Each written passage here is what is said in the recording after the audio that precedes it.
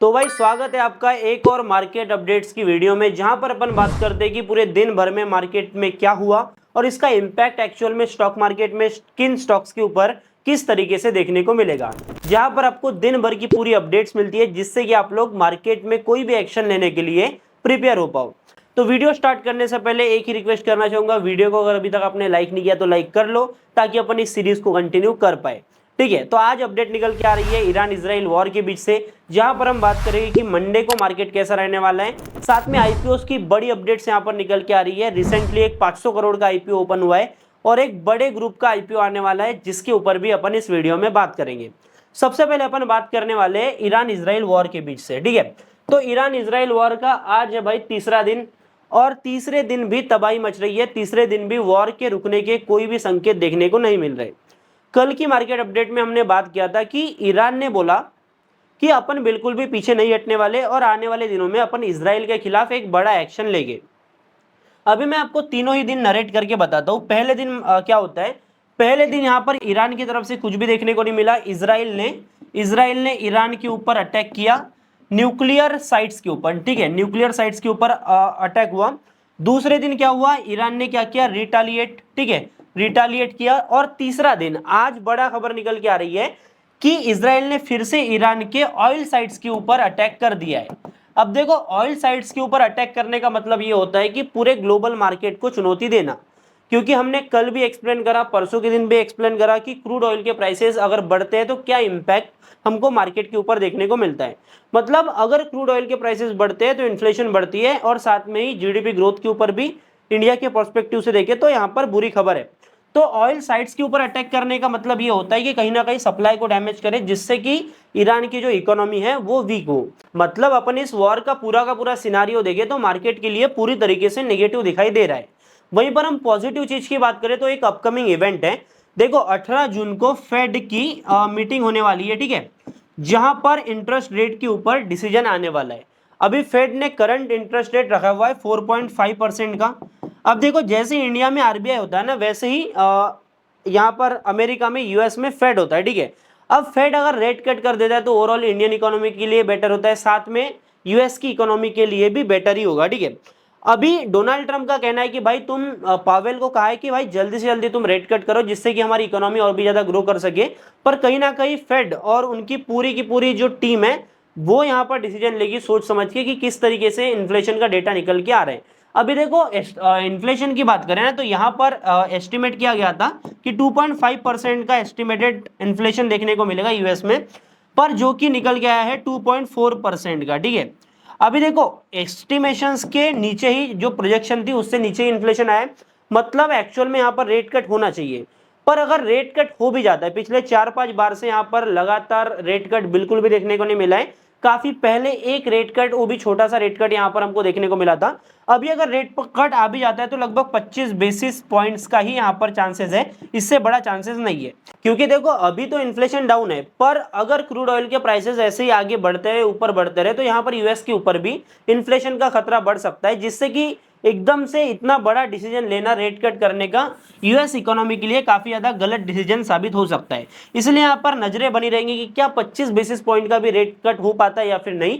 और अगर rate cut हो जाता है तो ये इंडियन इकोनॉमी के पर्सपेक्टिव से भी काफी ज्यादा पॉजिटिव होगा, क्योंकि इंडिया का काफी ज्यादा बिजनेस जो है वो यूएस से आता है, और साथ में दोनों ही मार्केट कहीं ना कहीं एक दूसरे से कनेक्टेड है। वहीं पर हम इंडिया की बात करें, क्रूड ऑयल के प्राइसेस बढ़ेंगे तो इन्फ्लेशन बढ़ेगा। तो अभी करंट इन्फ्लेशन की बात करें ना तो ये लगभग भाई 2.5% के करीब अभी इंडिया में सीपीआई इन्फ्लेशन चल रहा है, जो कि 3% के ऊपर हुआ करता था, और अभी जो लेटेस्ट डेटा है वो 2.5% पर आ चुका है। मतलब देखो, अगर क्रूड ऑयल के प्राइसेस बढ़ने के चलते अपना इन्फ्लेशन बढ़ भी जाता है तो अपन इतने डेंजर जोन में नहीं है, क्योंकि हमारा ऑलरेडी जो इन्फ्लेशन है ना वो 2.5% के करीब है, मतलब जो कि काफी ज्यादा कम है।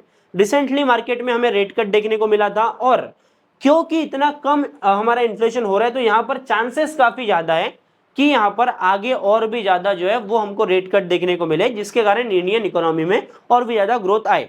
अभी मैं फाइनली टेक्निकल्स के ऊपर आ जाता हूँ। देखो, पहली बात तो मैं टेक्निकल के ऊपर आऊंगा, अपन टेक्निकल्स की बात करेंगे, पर एक चीज हमको समझना जरूरी है कि यहाँ पर जो मार्केट में गिरावट देखने को मिली थी ना 25,000 के लेवल के ऊपर से, ये कोई भाई टेक्निकल की वजह से नहीं हुई थी, टेक्निकल चार्ट पे जो भी कुछ बना उसके कारण नहीं हुई थी, ये हुई थी प्योर वॉर के चलते। एक क्लासिक इवेंट है, अनएक्सपेक्टेड इवेंट है, वॉर चालू हो गया ईरान और इजराइल के बीच में और मार्केट गिर गया, नॉर्मल सी बात है। तो भाई टेक्निकल्स देख के मार्केट रिकवर भी नहीं होगा। ऐसा नहीं है कि भाई चार्ट लाइनें बन रही है, यहाँ पर बना देंगे, कैंडल्स बन रही है और उससे मार्केट रिकवर हो जाएंगे, ऐसा बिल्कुल नहीं होता। एक ही उपाय है, अगर एकदम से इन दोनों का वॉर रुक जाता है, दोनों में समझौता हो जाता है, तो भाई पूरे ग्लोबल मार्केट्स के लिए काफी ज्यादा पॉजिटिव हो जाएगा, जिसके चलते जहां पर मार्केट था फिर से वहीं पर यहाँ पर बहुत बड़ा पुल बैक देके वापस आ जाएगा, ठीक है।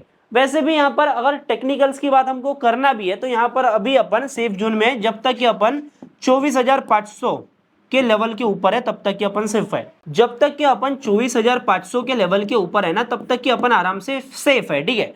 अभी आगे क्या हो सकता है, मंडे को क्या हो सकता है, ये चीज पूरी तरीके से डिपेंड करेंगे कि आज रात तक क्या हो सकता है। बाकी अभी टेक्निकल पर्सपेक्टिव अपन देखें तो यहाँ पर एक छोटी सी गैप बनी है, इसकी फिल होने का चांसेस काफी ज्यादा है, क्योंकि फ्राइडे के दिन यहाँ पर मार्केट गिरने के बाद में हमको इसमें पुल बैक देखने को मिला था। मतलब काफी सारे जो पॉइंट्स है मार्केट ने रिकवर किए थे, तो अभी के टाइम पर ट्रेजेक्टरी ऊपर के साइड ही देखने को मिल रही है।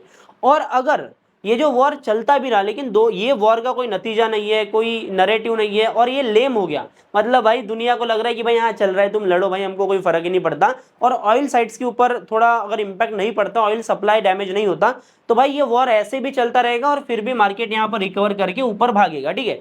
तो मतलब मार्केट अनएक्सपेक्टेड चीजों पे रिएक्ट करता है। जो चीज रोज रोज की हो जाती है, भाई रोज ये लड़ाई कर रहे हैं, कुछ भी हो रहा है, तो भाई मार्केट उसको फिर इग्नोर करता है और इससे कोई दिक्कत हमको देखने को नहीं मिलेगी until and unless oil supplies damage ना हो। तो देखो इस वॉर के चलते हमको एक और इंपॉर्टेंट चीज कंसीडर करना पड़ेगा, जो कि होता है डॉलर और रुपये का रिलेशन, ठीक है। अभी एक डॉलर 85 रुपए के करीब चल रहा था, ठीक है। यहाँ पर डॉलर वर्सेस रुपये में हमको एक सेफ्टी देखने को मिल रही थी, अच्छा खासा यहाँ पर चल रहा था। पर आगे क्या होता है, आगे यहाँ पर दिक्कत का सामना करना पड़ गया। जैसी वॉर चालू हुई यहाँ पर रुपया वीक होता गया और अभी के टाइम पर 86.25 पैसा 86.25 रुपए इंडियन रुपी पहुंच चुका है एक डॉलर की प्राइस, ठीक है।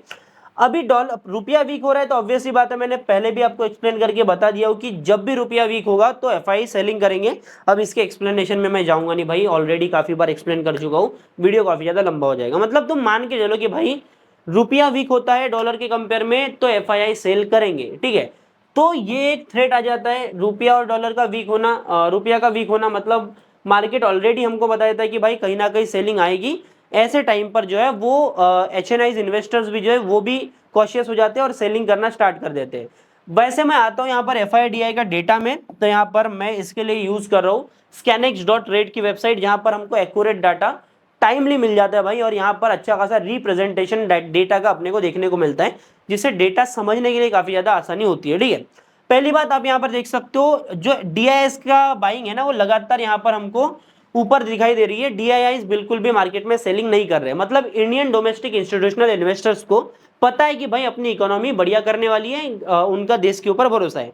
दूसरा रीजन ये भी है कि भाई एसआईपी के थ्रू काफी ज्यादा सप्लाई म्यूचुअल फंड्स के पास में आ रहा है, तो उनके पास में कोई ऑप्शन ही नहीं है कि भाई वो पैसा मार्केट में डाले, ठीक है।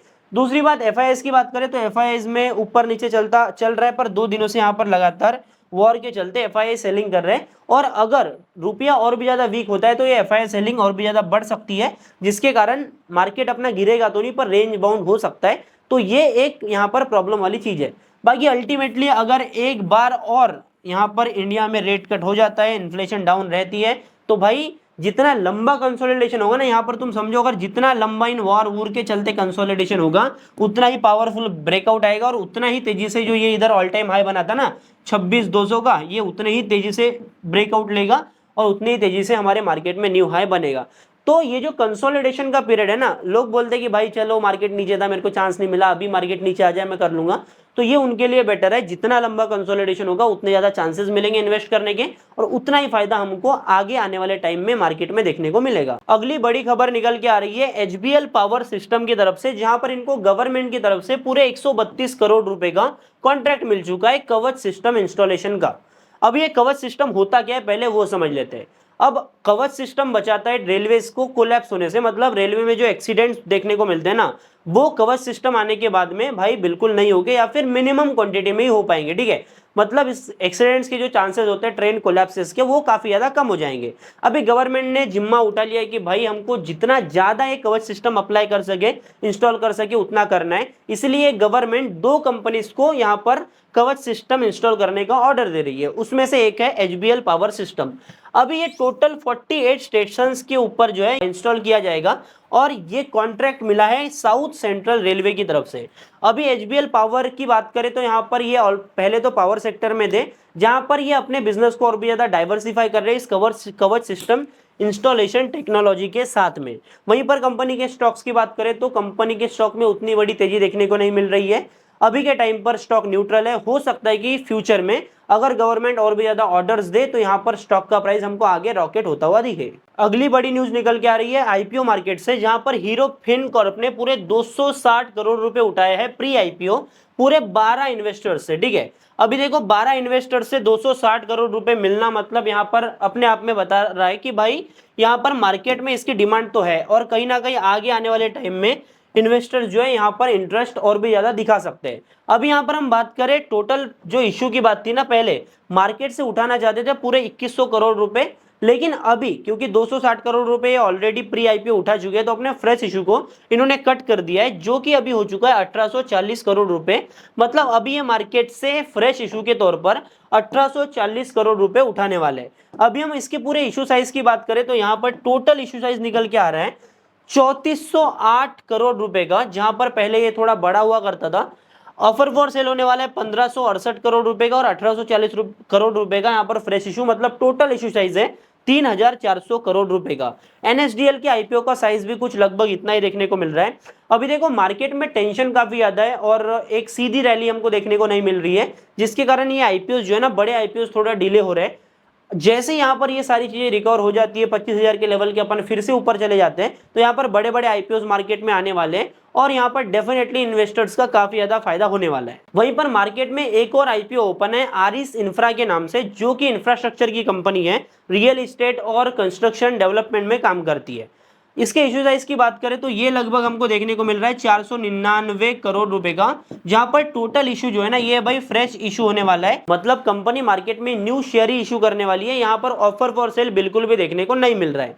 अभी इसके ग्रे मार्केट प्रीमियम की बात करें तो ये लगभग अभी 10 से 11% के करीब चल रहा है और ऐसी सिचुएशन में इस आईपीओ में अप्लाई करना मतलब भाई बहुत बड़ा रिस्की काम है, क्योंकि कंपनी पूरी तरीके से लॉस मेकिंग है और दिसंबर क्वार्टर में ही लगभग इन्होंने 7 करोड़ का प्रॉफिट किया था, जो कि मतलब सस्टेनेबल तो बिल्कुल भी दिखाई नहीं दे रहा है। साथ में कंपनी के ऊपर अच्छा खासा डेट है, तो यहाँ पर थोड़ा ये रेड जोन में ही देखने को मिल रहा है।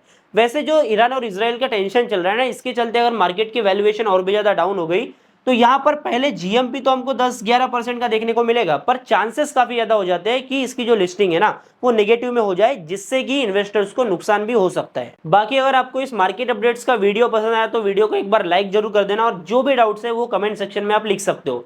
बाकी ऐसी मार्केट की अपडेट्स के लिए और मार्केट से अपडेटेड रहने के लिए वेल्थीफाइड को भी कभी सब्सक्राइब भी कर लो और बेल आइकन को ऑल पे सेट कर देना, क्योंकि जब भी मैं आगे मार्केट अपडेट्स की वीडियो डालूं तो सबसे पहले आप वीडियो देखने आ सको, नोटिफिकेशन आपको मिल जाए। मिलता हूं आपसे नए वीडियो में। बाय बाय, टाटा, जय हिंद।